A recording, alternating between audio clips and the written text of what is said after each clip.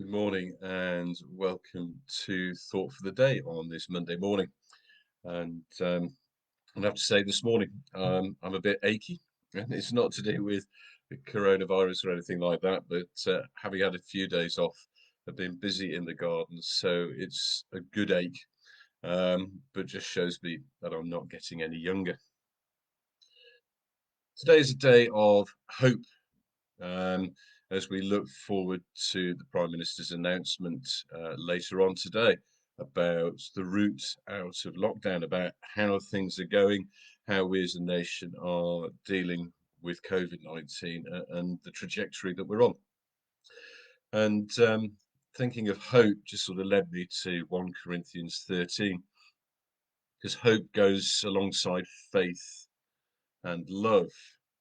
So this hope we have, hearing of children back to school, certainly in England from the 8th of March, from the end of March, being able to gather outside in private gardens, rule of six, and all of those things that we've been used to in the past, but this movement forwards away from the lockdown we're in at the moment. Alongside that hope, go faith and love. The faith that Jesus offers that gives us, even in darkness, hope of life eternal, hope of things to come. But then hand in hand with those two, and Paul in 1 Corinthians 13 says it's the most important of these, the greatest of these things that abide, is love. And he characterizes in that letter love as patient. Love is kind, not envious, boastful, arrogant, rude, doesn't insist on its own way, is not irritable or resentful, doesn't rejoice in wrongdoing, rejoices in truth, bears all things, believes all things, hopes all things, endures all things. And perhaps that's a good place for us to be in over these coming weeks, because hope raises the possibility of impatience. It raises all of the prospects of new freedoms to come, and rightly so. And I can't wait myself. I can't wait until we can gather as congregation in church, but I sense that may be a little way away. But as we move through this new season, it may feel like a repetition of things gone past so far, but as we move through this season of recovery, of coming out, let's be patient.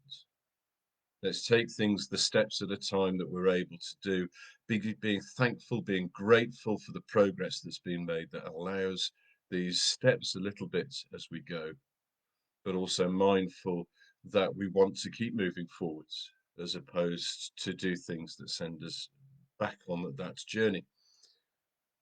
But in it all, to be kind, to be loving, to just be generous with each other, and to be kind in our language to one another, kind in our opinions to one another, and just as I say, to follow this patience journey that we're about to embark on.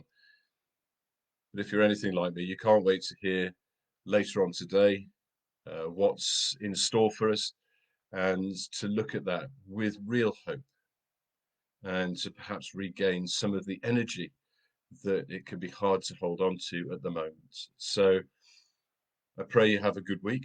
I pray this evening brings hopefulness for the coming weeks. And I pray that we will be able to open our church doors very soon and get back together in some way, shape, or form. So God bless. Go well. Amen.